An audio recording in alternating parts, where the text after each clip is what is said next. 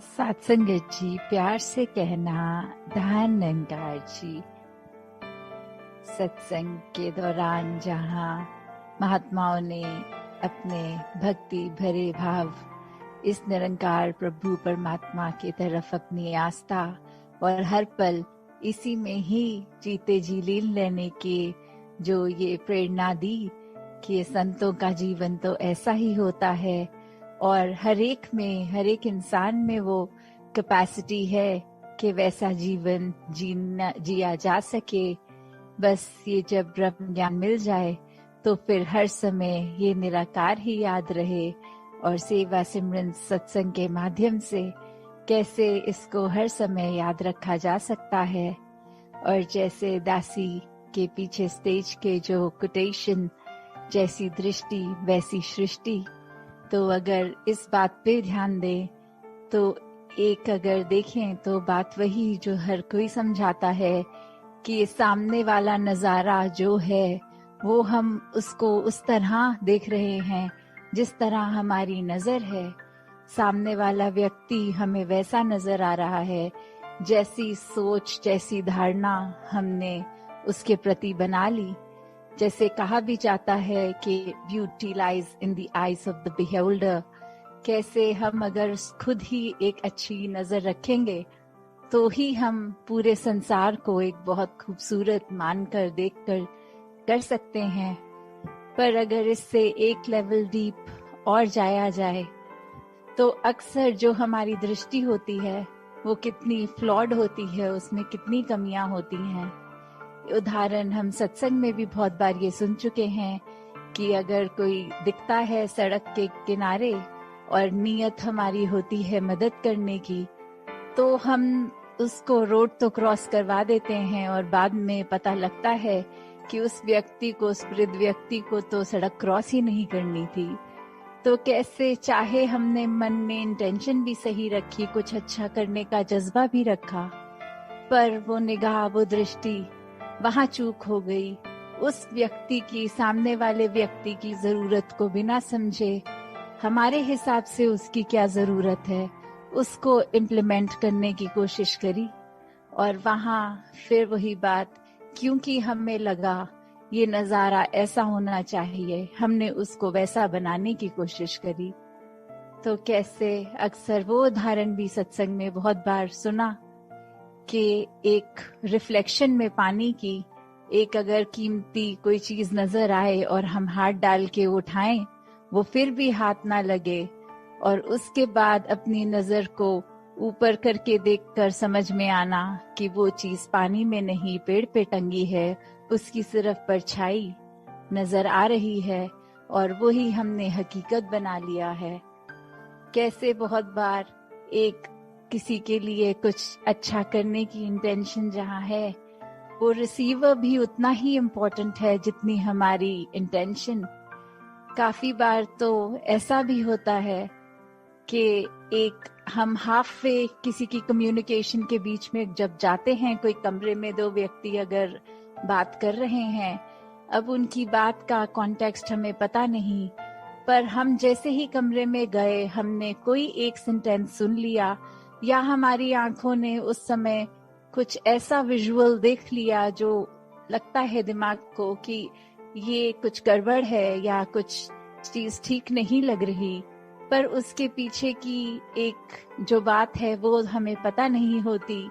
सिर्फ हमारी कानों ने जो एक वो पंक्ति सुन ली, हम अपने मन की धारणा से उसके ऊपर कितना कुछ आधारित कर लेते हैं। हमारे हिसाब से वो व्यक्ति भी खराब हो जाते हैं मन में, चाहे उनको डायरेक्ट ना कहा जाए, फिर भी हम उनके प्रति कितना भार अपने मन में बना के बैठते हैं कि वो व्यक्ति ऐसा कह रहा था, मेरे कानों ने खुद सुना है।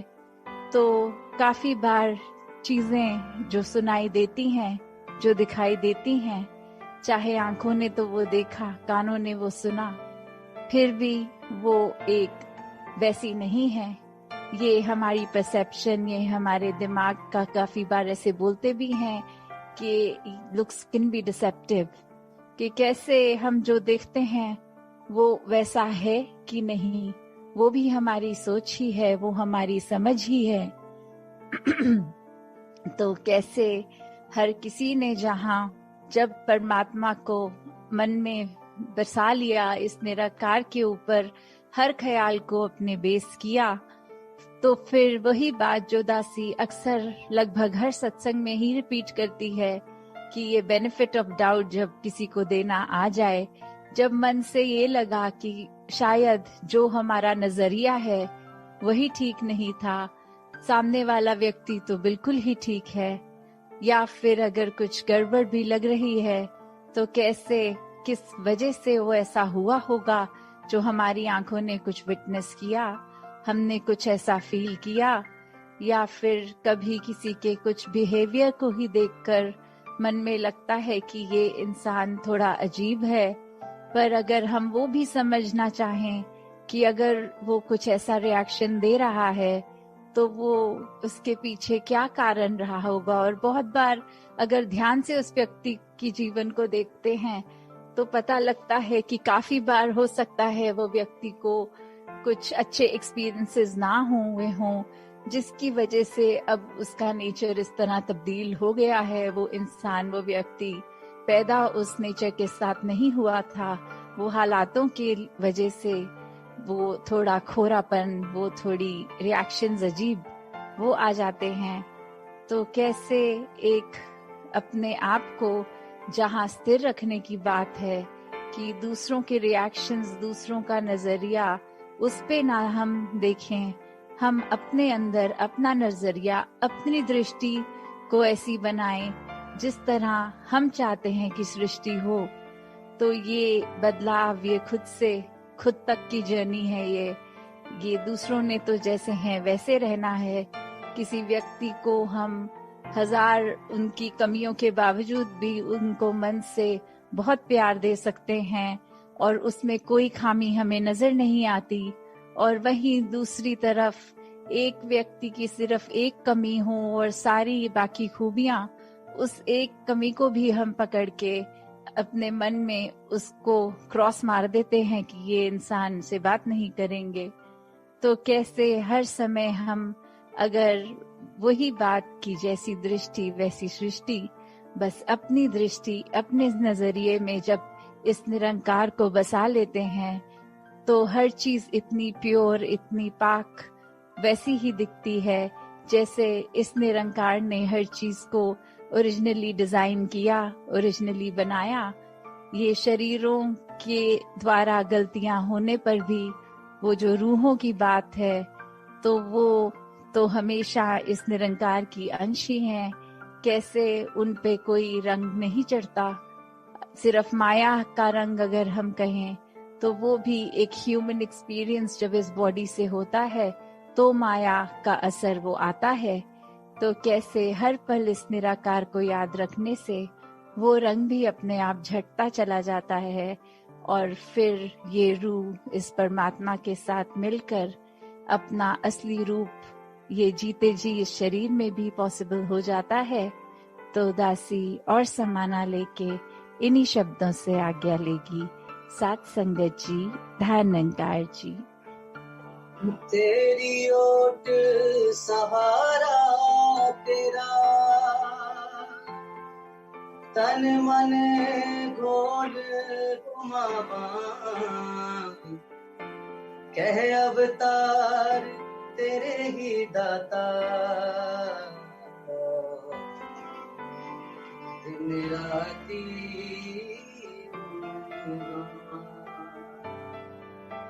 कह अवतार तेरे ही दाता,